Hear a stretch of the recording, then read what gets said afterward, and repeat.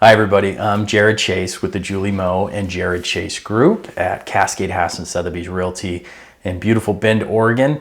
Well, this is our first newsletter of 2023, and now that all the data has come in for 2022, we can get a clear picture of that.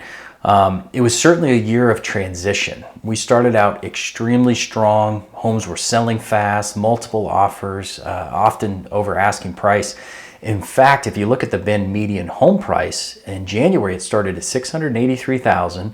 By March was up to $773,000, which was the peak. And then between March and July, it sort of fluctuated in between there, dropped a little bit. Still in July, $762,000 was the median price. But by December, we saw that number come down to $678,000.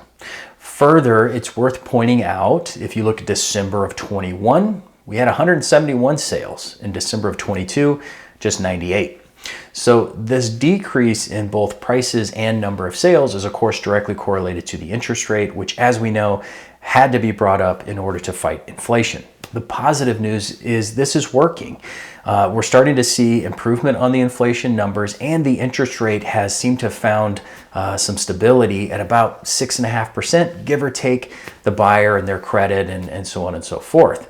So there's positive news in the air, and all the data is showing that this is likely not a market crash, but a market correction, and a much needed one at that. Inventory is still extremely low. We only have about 222 active homes here in Bend on the market, but there's 140 that are pending and under contract. So homes are still selling, just at a slower pace. I think this is going to continue through 2023. We may see fewer sales overall since there's so many different factors in the market right now.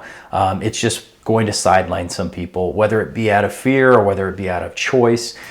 And then furthermore, you might see a little softening in the prices, at least in the first part of the year. But I think that will improve again as inflation starts to come down. I think that's the number to really focus on.